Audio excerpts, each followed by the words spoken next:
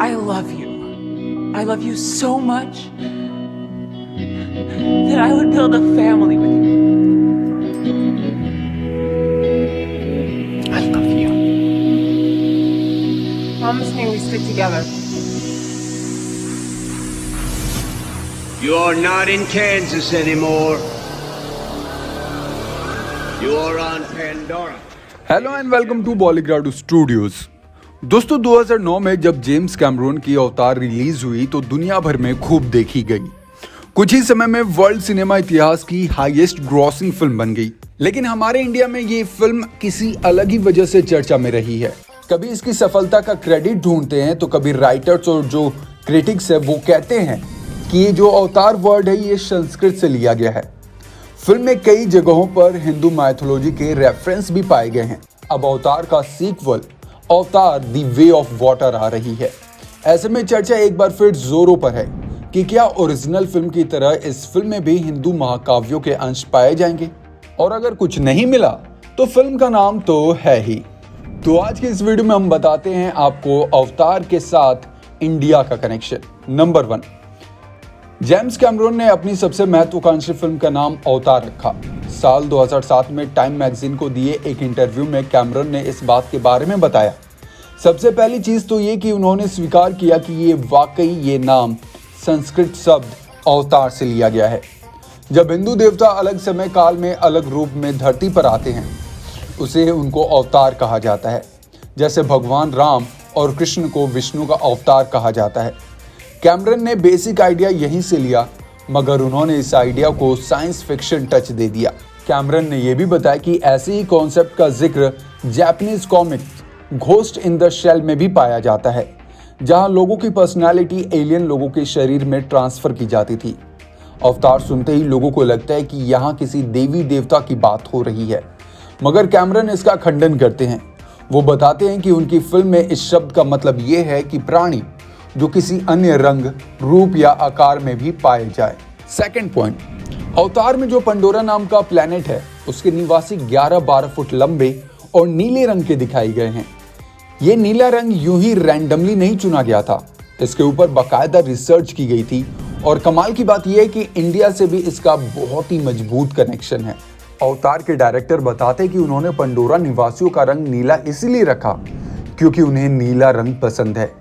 अपने एक इंटरव्यू में जेम्स कैमरून ने बताया था कि उनकी मां ने एक सपना देखा। सुबह उठने के बाद उन्होंने उस सपने के बारे में जेम्स को बताया।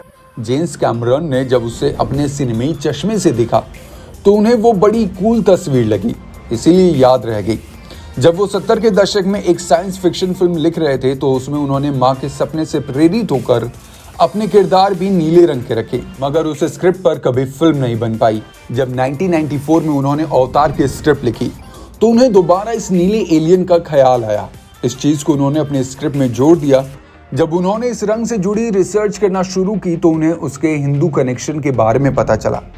कैमरून ने पाया कि हिंदुओं के कई देवता जैसे राम और कृष्ण नीले रंग के दिखाए जाते हैं। कैमरून बताते हैं कि हिंदू देवी देवताओं का जो कॉन्सेप्ट है वो उन्हें पसंद है, इसीलिए उन्होंने इन रंगों का जस का तस में फिल्म बनाए रखा। कई राइटर्स ने उनके एलियन की हाइट को भी हिंदू की पौराणिक कथाओं से जोड़ा। कहा जाता है कि भगवान राम का कद 10 फुट का था। हर बीतते युग के साथ इंसानों की हाइट छोटी होती चली गई। जेम्स कैमरून मार्च 2010 में इंडिया आए हुए थे। यहाँ उन्होंने अवतार के बारे में बात की। उन्होंने कहा कि वो कभी हिंदू सभ्यता के रेफरेंस को इतनी करीब से इस्तेमाल नहीं करना चाहते, मगर सब कॉन्शियसली वो चीज होती चली गई। उन्होंने कहा, मैं उम्मीद करता हूं कि मेरा ऐसा करने से कोई आहत नहीं होगा। बहुत एक्साइटिंग है ये अपडेट। बढ़ते हैं आगे, बात करते हैं पॉइंट नंबर 3 की। तो अवतार में एक सीन है जहां जैक सैली अपनी पंडोरा निवासी प्रेमिया नेत्री के साथ ड्रैगन पर बैठकर उड़ रहा है। सैन फ्रांसिस्को एग्जामिनर नाम की एक वेबसाइट पर एक आर्टिकल छपा है। इसमें यह नोट किया गया कि 18वीं सदी की एक पेंटिंग है। इसमें भगवान विष्णु लक्ष्मी जी के साथ अपने वाहन गरुड़ पर बैठकर उड़ते दिखाई देते हैं। फिल्म का वो सीन वहां से इंस्पायर्ड लगा। यूक्रेनियन डे नाम के अखबार के लिए लिखते हुए राइटर मैक्सिम चॉक्सी ने अवतार के कुछ सीन्स और एलिमेंट को भगवान कृष्ण से भी जोड़ा। अपनी एनालॉजी में मैक्सिम ने पंडोरा की तुलना वृंदावन के जंगलों से की, जहां भगवान कृष्ण ने काफी समय गुजारा। उन्होंने गोवर्धन पर्वत की तुलना पंडोरा के फ्लाइंग माउंटेन से की। किस्सों कहानियों में ऐसा बताया जाता है कि इंद्रदेव के प्रकोप से गोकुल वासियों की रक्षा के लिए भगवान कृष्ण ने गोवर्धन पर्वत को अपने हाथ की सबसे छोटी उंगली से उठा लिया था। पॉइंट नंबर 4, जेम्स कैमरन के अवतार के लिए अलग अलग कंपनियां स्पेशल इफेक्ट्स पर काम कर रही थी। ऐसी ही एक कंपनी थी प्राइम फोकस। इस कंपनी को नमित मल्होत्रा ने शुरू किया था। ये वही नमित मल्होत्रा है जिनकी कंपनी DNEG ने डेनिस विलिंजन डायरेक्टर फिल्म ड्यून का विजुअल इफेक्ट किया था। ड्यून ने बेस्ट विजुअल इफेक्ट कैटेगरी में ऑस्कर जीता। खैर, नमित तब प्राइम फोकस नाम की कंपनी हेड कर रहे थे। अवतार में तकरीबन 1600 शॉट्स इस्तेमाल किए गए थे। इसमें 200 शॉट्स के स्पेशल इफेक्ट्स की जिम्मेदारी प्राइम फोकस को दी गई थी। प्राइम फोकस अवतार से पहले न्यू मून और J.I. जॉय जैसी ब्लॉकबस्टर फिल्म्स को भी स्पेशल इफेक्ट्स दे चुकी थी। इन हॉलीवुड फिल्म्स के अलावा प्राइम फोकस अजब प्रेम की गजब कहानी, पा, ब्लू और शाहरुख खान की film my name is Khan से जुड़ी हुई थी। इसके अलावा इस फिल्म से लॉरी डिजिटल नाम की कंपनी भी जुड़ी हुई थी। Lowry digital Reliance media works limited की सब्सिडरी कंपनी थी। इस फर्म ने अवतार की इमेज एनहेंसमेंट टेक्नोलॉजी पर काम किया था। अवतार से पहले ये company curious case of Benjamin Button और जॉयडिक जैसे फिल्मों पर ऑलरेडी काम कर चुकी थी। नंबर 5, इस बारे में तो आप भी जानते हैं और कई बार ये मीडिया में उछाला भी गया है। ये सारी लॉजिक बातें तो हो गई। अब हम आपको बताते हैं दुनिया के सबसे कमाऊ फिल्म का सबसे मजबूत इंडियन कनेक्शन। गोविंदा अपने इंटरव्यू में बता चुके हैं कि जेम्स कैमरन की फिल्म के लिए अवतार टाइटल उन्होंने दिया था। एक बार गोविंदा आपकी अदालत नाम के टीवी शोज में पहुंचे थे। यहाँ उन्होंने बताया कि जेम्स कैमरन ने पहले ये फिल्म उन्हें ऑफर की थी। गोविंदा बताते हैं कि कैमरन चाहते थे कि गोविंदा इस फिल्म की शूटिंग के लिए उन्हें 400 से ज्यादा दिन दे, मगर गोविंदा तब हिंदी फिल्मों में काम कर रहे थे जो सही चल रही थी।